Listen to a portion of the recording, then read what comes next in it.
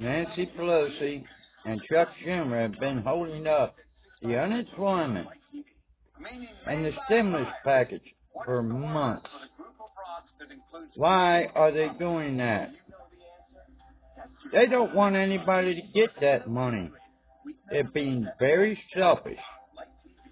But yet they're going to blame the Republicans for holding it up, when they are the ones that are holding that money up. As often as we need to. We need to have stricter controls that allow for challenges to voters who are suspected of not living where they are registered to vote. A simple tightening of the law would give teeth to these challenges and prevent people from voting illegally.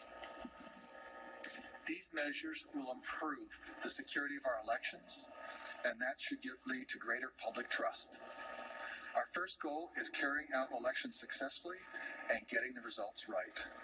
Our second goal is upholding the people's faith in our democracy by demonstrating the integrity of our process. Thank you for coming out so early today. Take care. Their elections. You might recall there were some counties where there were some uncounted ballots. Well, he wants to be able to deal with that and have the state play a role in that process. He also wants to change the system to make it easier for the state to update its voting rolls. This has been a pretty controversial thing. The folks from Fair Fight and Stacey Abrams' organization have been fighting with him about these updated voter rolls for quite some time. He wants to make it easier for the state to do that. And then he's got some changes that deal specifically with voters themselves. One, he wants to require a photo ID to vote by absentee ballot. How that would work, he didn't go into, but right now you've got that signature match, which has become controversial. This would do away with the signature match, but replace it with photo IDs. He also wants to allow folks to be able to challenge absentee ballots. In other words, if you think someone is voting, lives out of state, but is still voting here absentee, you would be able to do that. And then the final thing is he wants to require people to vote in the area where they actually live.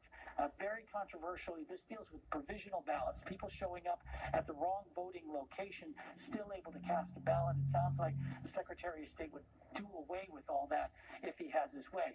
As far as the election that just wrapped up, he says he is very confident, though, that the vote that took place is accurate. Numbers don't lie. As Secretary of State, I believe that the numbers that we have presented today are correct. The numbers reflect the verdict of the people, not a decision by the Secretary of State's office, or of courts, or of either campaigns. I want to do everything I can to build voters' trust in our... And he says that voters should have the trust that in this particular election that President-elect Joe Biden was, in fact, the winner here in the state of Georgia by a little over 12,000 votes. Obviously, Trump campaign disagrees and are still fighting that decision. It'll be interesting to see what the folks from Stacey Abrams and Fair Fight have to think and say about these changes that the Secretary of State has come up with. You might recall that she has, and they have taken him to court before. There's a good chance they could end up there again. Reporting live from... Could play a decisive role in January Senate runoff elections. Coronavirus testing on the rise as Georgia stops in one day. Vice President Mike Pence in Georgia today campaigning with Senators David Perdue and Kelly Loeffler. The Republicans are pushing hard to keep Georgia's 2 Senate seats as the national attention continues to remain here. 11 Alive's Shanu Herb and 4 other suspects. We have more details on 11alive.com. Georgia's nearly 5 million ballots and on file at the Secretary of State's office. Transparency and objectivity are important parts of election security. The Carter Center sent nonpartisan monitors to be part of the Georgia retaliation audit. It was the first time they observed part of a presidential election in the United States. Today, the center issued a statement congratulating the state on successfully completing the process. It reads in part, the conduct of the audit, which constituted the largest hand tally of an election race in U.S. history, was particularly impressive, given that counties had less than 48 hours to prepare for the process, which was carried out in a highly politicized environment and in the midst of COVID-19 pandemic. The Carter Center also promised to release a more detailed report on their findings in the coming weeks. Georgia's 16 Democrats. I'm wondering how many Hispanics have voted in this country that are not been naturalized citizens.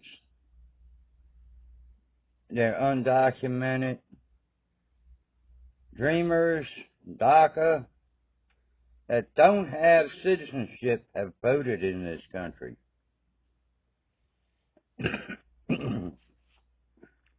That's something I'd like to find out, how many of them have voted. They're pushing for Hispanics to vote. I'm just wondering how many of them they're going to try and get to vote that don't have the right to vote because they are not American citizens. And it's amazing to see the patience the GOP has for other people's suffering. The two parties about $2 trillion apart in what they think the relief bill should include. And for anyone still waiting on a $1,200 stimulus check from the first economic relief bill, an important deadline is coming up. You have to submit your information to the IRS by tomorrow. Those scooters are on private property, and they do not belong there.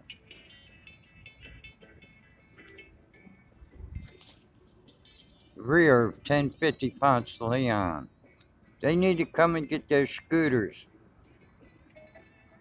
The new scooter company hasn't got any idea yet. They can't put these scooters here. This is a building where disabled people live. It is a senior zone. Have them removed today. Storm drain has been collapsed into the storm drain. What is that? 892 Ponce.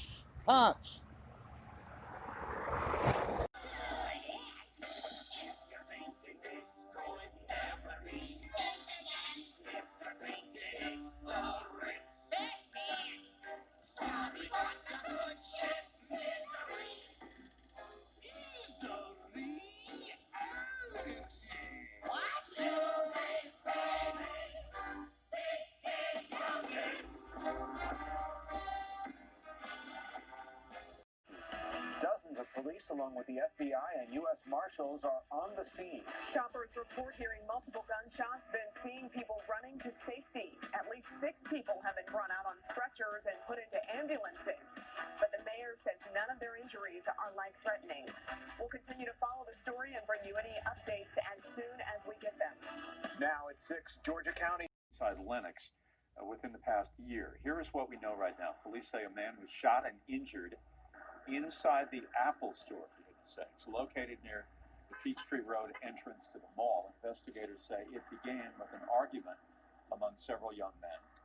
One person being questioned, but APD is looking for other suspects as well. We have more details on 11alive.com. Tonight, Pfizer is asking the FDA. Last night I saw a video of Cecil Lance Bonham with Joe Biden wishing him a happy birthday and calling the state of Georgia blue. And nobody in the room was wearing a mask. But yet, they want to mandate these things for everybody.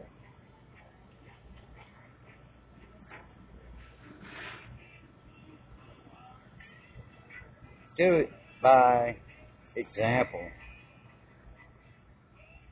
not by what you say.